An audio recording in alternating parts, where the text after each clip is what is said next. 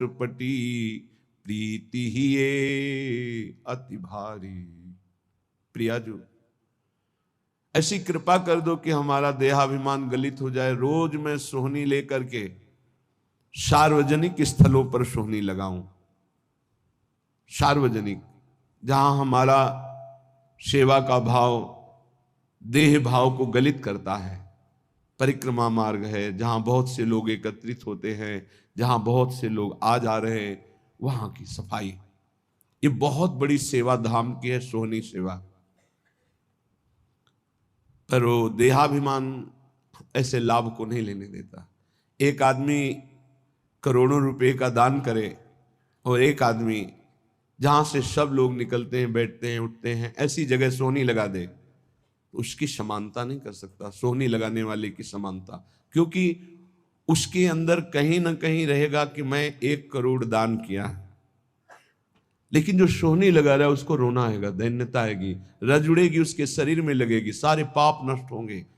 ये रज ब्रह्मेश्वर आदि शुद्ध रूप पदारविंद की है, प्रियाजू की रज है, चरण रज।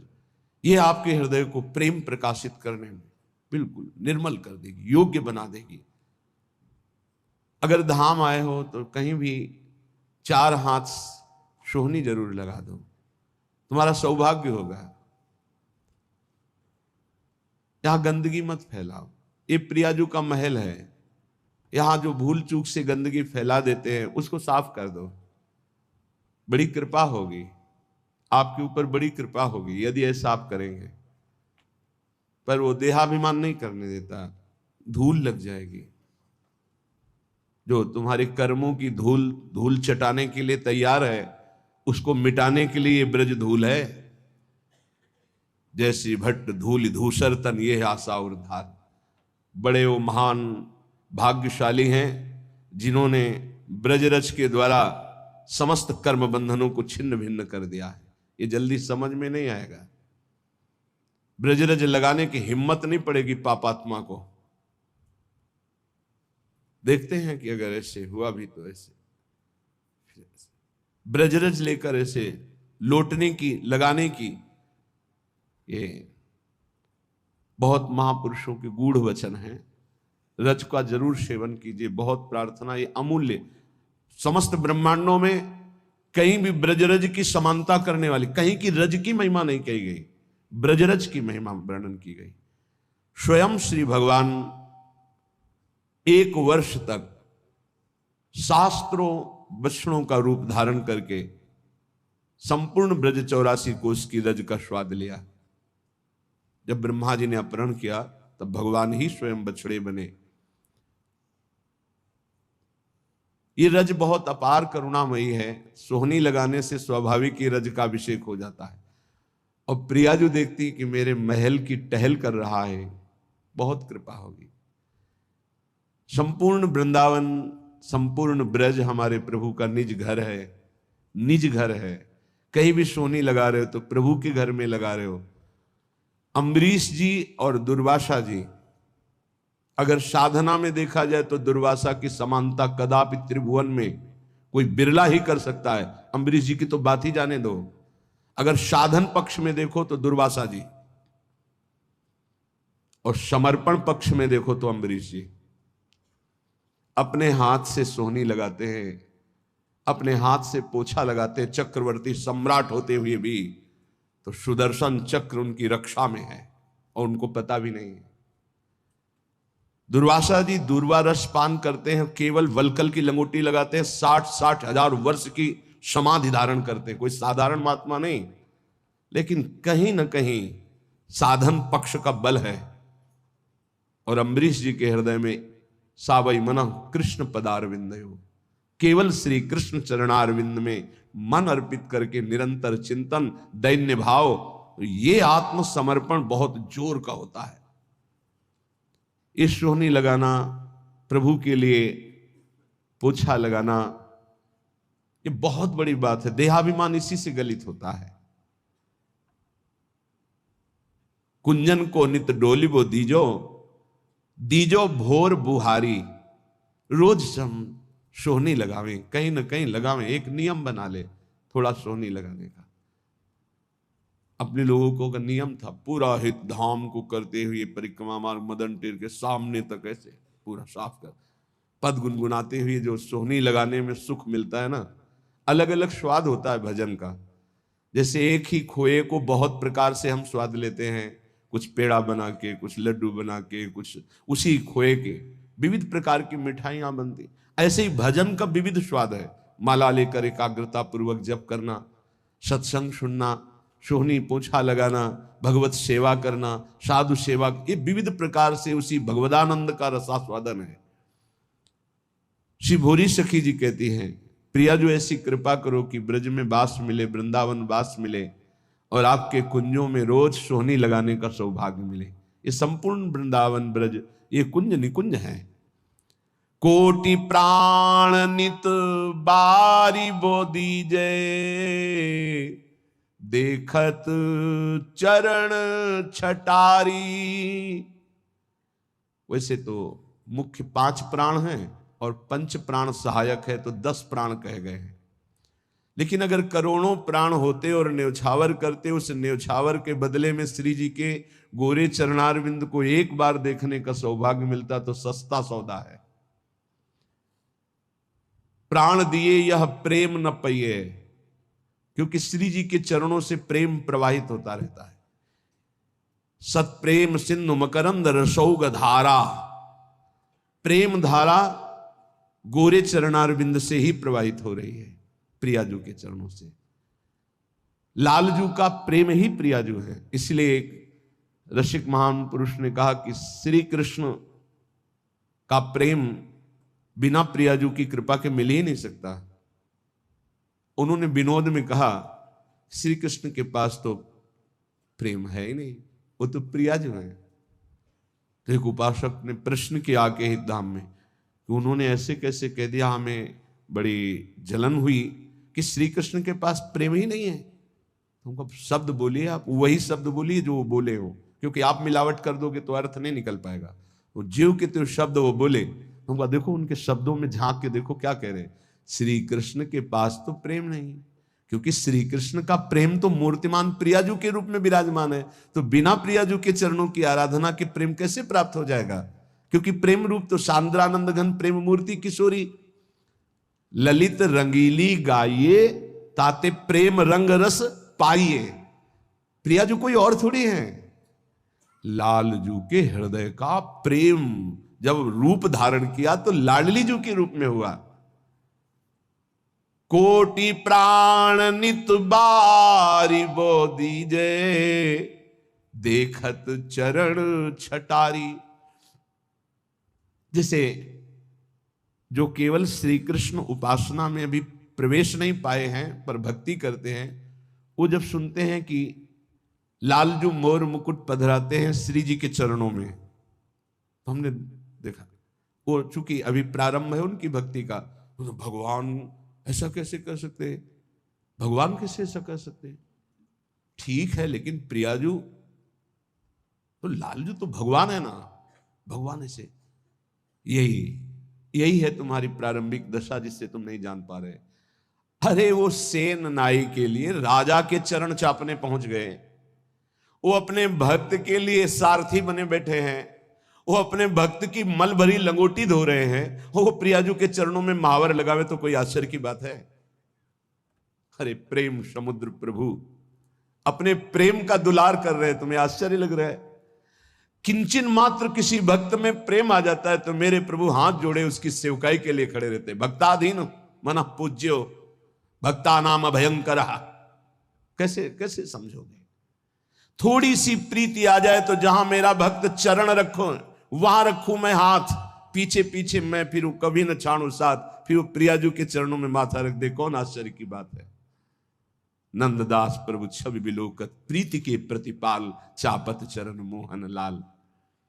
कोटि प्राण नित बारी बोधी जय, देखत चरण छटारी। इतनी आस पुजावहु प्यारी, भोरी बलि बलिहारी। दीजय मोहि ऐसो बास ब्रज माही। जुगल नाम को भजन निरंतर, और कदम बन छाही। दीजो मोहि ऐसो बास ब्रज माही। हे प्यारी जू, ऐसी मेरी आशा है, और आप अत्यंत कृपालुता दयालुता की समुद्र हो। मेरी आस पूरी करो, मैं आपके गोरे चरणारविंद को देख पाऊं, आपकी परिचर्या में रहूं, युगल नाम जप करूं, और वृंदावन की वीथियों में आपका सुमिरन करते हुए, नेत्रों से आंसू बहाते हुए, रज अभिषिक्त होकर अपना जीवन व्यतीत करूं। श्रीपाद प्रबोधानंद जी महाराज कह रहे हैं, भाई बहुत भोग लिया है, बहुत जन्म भोग लिए हैं, एक बार मेरी प्रार्थना मान लो तो आज तक तुम्हें जो शांति और विश्राम नहीं मिला वो मिल जाएगा। भ्रातर भोगा सुभुक्ता का इहि न भवता नापि संसार मध्य। ए भाई, तुम्हें पता नहीं कि तुमने क्या क्या भोगा है, बहुत कुछ भोग लिया है, सब भोग लिए हैं। काकभूषुंडी जी को भगवत प्रसाद से शास्त्रों जन्म की स्मृति है। शास्त्रों जन्म क्या, शास्त्रों युगों की स्मृति है। कई बार उनके सामने कलयुग आ चुका, कितनी बार चतुर्युगी व्यतीत हो गई। वो कह रहे हैं गरुण जी महाराज से कि सत्य कहता हूं हे पक्षीराज हरिवाहन, आपके सामने सत्य कहता हूं, कोई ऐसा कर्म नहीं जो मैंने किया ना हो, कोई ऐसा भोग नहीं जो मैंने भोगा ना हो, लेकिन आज मुझे जो भगवान की स्मृति में सुख मिल रहा है वो किसी में सुख नहीं मिला।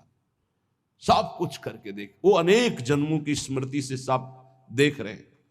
सकल कर्म कर थके गोसाई, सुखी न भयो आज की। आज जो मैं भगवान श्री राम की पावन चर्चा करता हूं, उनका नाम जप करता हूं, उनके ध्यान में मगन रहता हूं, इससे बड़ा सुख मुझे किसी भी साधन में, किसी भी भोग में, किसी भी कर्म में नहीं मिला। श्रीपाद कह रहे हैं भ्रातर भोगा सुभक्ता, खूब भोग भोग लिए, तुम्हें याद नहीं है। जैसे कई बार हमने स्मृति दिलाई कि 9 महीने मां के गर्भ में इसी जन्म में रहे, कुछ याद है? 1% भी याद है तुम्हें? ज्यादा समय नहीं हुआ, कोई 50 वर्ष, कोई 40 वर्ष, कोई 30 वर्ष, 25 वर्ष, ऐसे सब बैठे हो। आप विचार करके देखो कि ज्यादा लंबा समय नहीं गया, इसी जन्म की बात है। कि आपको याद है कि मां के गर्भ में तुमने क्या दुख भोगा? 100 में 1% याद है? नहीं याद है। फिर पीछे जन्म की क्या जानोगे? न भवता नापि संसार मध्य, इस जगत में ना तुम कभी सुखी हुए हो, ना सुखी हो पाओगे यदि भजन नहीं करोगे। देखो, जब बच्चापन तो सिखाया जाता है खूब बढ़िया पढ़ो लिखो, धन कमाओ, ऐसे योग्य बनो, बढ़िया है। कभी अध्यात्म नहीं सिखाया, कभी नाम जप नहीं सिखाया, कभी ये बैठ के नहीं सिखाया कि बड़ों का आदर कैसे किया जाता है, कभी ये नहीं सिखाया कि मनुष्य जीवन का लक्ष्य क्या है। अब वो पढ़ाई लिखाई में गए, व्यसन सीख गए, व्यभिचार सीख गए, अच्छी नौकरियां पाई, पैसे हैं, और फिर घर में आकर के उन बूढ़े माता पिता को जो चलने लायक नहीं है, दरवाजा बंद करके वैसी दुर्दशा करते, मारते हैं, पूछो मत। जब ये दृश्य देखने को मिलते हैं ना, तब लगता है भगवान कृपा करो इन माता पिता को जो अपने बच्चों को शिक्षा नहीं दे रहे हैं कि धर्म किसे कहते हैं। तुम समझते हो ये धन कमाने लायक बन जाएंगे तो तुम्हें सुखी करेंगे, ऐसे जैसे जानवर को मारते हैं ना क्रूर कर्मा लोग, ऐसे बूढ़ी माता को मारते हैं, पिता को मारते हैं, पूछो मत। तब लगता है ये जानवर पैदा हुए हैं, ये मनुष्य रूप में पशु पैदा हुए हैं। पशु क्या, राक्षस है। मानहि मात पिता नहीं देवा, साधुन ते करवावे सेवा, जिनके ये आचरण भवानी, भगवान शंकर कहते निश्चर सम जानो प्राणी। निश्चर कहते राक्षस को, वो राक्षस है। तुम अपने संतानों को राक्षस मत बनाओ। ये जो केवल तुम मात पिता बाल कहीं बुलावे, उधर भरे सोई जतन सिखावे, तुम राक्षस बनाने की चेष्टा कर रहे हो। बहुत सज्जन बेटा एक आया था अभी 2-4 दिन के अंतर्गत एकांतिक में, उसने कहा मेरी माँ कहती कि तुम्हारा मोबाइल तोड़ देंगे यदि तुमने सत्संग सुना। मेरा बाप कहता है कि तुमको हमारी कसम है, यदि वृंदावन गए, यही बच्चे जब सतमार्ग से विमुख हो जाएंगे और शराब पीकर घर आएंगे, तब तुम्हारी पूजा करेंगे, तब तुम्हें अपनी कसम ध्यान आएगी कि अगर ये वृंदावन जाता, साधु समागम करता, तो आज लातों से न मारता। आज ये मेरी ये दुर्दशा न कर। चीख रहा है, क्या है? भ्रातर भोगास भुक्ता, भुगतोगे, ये जो कर रहे हो कर्म में भुगतोगे। तुम्हारे बेटा बेटी देख रहे हैं कि बुढ़े के साथ कैसा तुम कर रहे हो, वही इंतजाम तुम्हारे लिए रहेगा, वही इंतजाम, उसे बढ़ के ब्याज सहित। चिंता मत करो। इसलिए हम सबसे प्रार्थना करते हैं, ये कर्म भूमि है, जो बीज बोओगे वही फल काटोगे। आज देखने में लग रहा है कि माता पिता के साथ बड़ा अन्याय हो रहा है, लेकिन सत्य पूछो तो ये उनके कर्म का फल उनको देखने को मिल रहा है। न कभी राम बोले, न कृष्ण बोले, न हरि बोले, पूरा जीवन केवल इसी में लगाया, तो देख परिणाम। जिनके लिए जीवन लगाया वही तेरा जीवन लेने के लिए तत्पर हो रहा है, वो वही तेरा नाश कर रहा है। जिसको तूने सजाया वही तुझे दंड दे रहा है। क्यों? भगवान का विरोधी भाव रखने वाला कभी सुखी नहीं हो सकता। हनुमान जी महाराज रावण को कहते, हाथ जोड़कर विनती करता हूं, राम जी की विमुखता का त्याग कर दे, नहीं शंकर साहस विष्णु अज तो ही सकहि न राख राम कर द्रोही। मैं सभा में कह रहा हूं, ये हजारों हजारों ये भगवत स्वरूप महापुरुष भी तेरी रक्षा नहीं कर पाएंगे, तेरा विनाश हो जाएगा यदि तू भगवान से विमुख रहेगा। हे भ्रातर भोगा सुभुक्ता की न इव भवता नापि संसार मध्य। संसार के बीच में तूने क्या क्या नहीं किया, बहुत से पाप किए, बहुत से भोग भोगे। अब बुद्धि ठिकाने लगा लो, सावधान हो जाओ। अभी सब मिटा सकते हो, सब गलतियां मिटा सकते हो, अभी बहुत अच्छे बन सकते हो, अभी भगवत प्राप्ति कर सकते हो। पूरा जीवन गलती करता रहा, जामिल अंतिम में नारायण निकल गया तो भगवत प्राप्त हो गया। अपना पता नहीं कब अंतिम, अब सुधार लो। अगर हमारी आवाज आपके कान में पहुंच रही है, चाहे ऐसे समक्ष बैठे हुए या यूट्यूब में, आपके माता पिता कैसे भी हो, हमारी प्रार्थना है, यदि वो वयोवृद्ध हैं, चलने फिरने में असमर्थ हैं, तो पहले समझ लो उनकी बुद्धि भ्रष्ट हो गई है। तुम्हें मानना पड़ेगा। ये भ्रष्ट का मतलब होता है स्थिति से गिर जाना। अब वो ठीक नहीं बोलेंगे, वो आपको गाली देंगे। आप घी चुपड़ी रोटी सब्जी दाल सब देंगे, फिर भी वो आपको गाली देंगे। आपके रिश्ते नातेदारों से आपकी निंदा करेंगे, पर आप उनकी इस बिगड़ी हुई बुद्धि का रोष पूर्वक अनुगमन करते हुए उनको पीटना, उनको मारना, ये आचरण मत करें, क्योंकि उनकी कर्मानुसार बुद्धि बिगड़ चुकी है। अब अपने कर्म आप मत बिगाड़िए, वो आपके भगवान हैं, सच्ची मानिए, उनमें भगवान बैठे हुए हैं। ऐसे असमर्थ माता पिता को भगवान की तरह दुलार करोगे तो तुम सदैव श्री संपन्न रहोगे, लक्ष्मी तुम्हारे घर से नहीं जाएगी। और जिन घरों में माता पिता को त्रास दिया जाता है, जिन घरों में आए हुई पानी ग्रहण करके पत्नी के साथ अनर्थ नाना प्रकार की दोष वृत्तियां, वो घर कभी श्री संपन्न नहीं हो सकता, सुख संपन्न नहीं हो सकता। आप सत्संग सुनने आए हो, इसी का सुधार करना चाहिए। माता पिता आपके साथ क्या व्यवहार कर रहे हैं बिल्कुल मत देखो, ये मान लो कि ये पागल है, उनकी बातें मत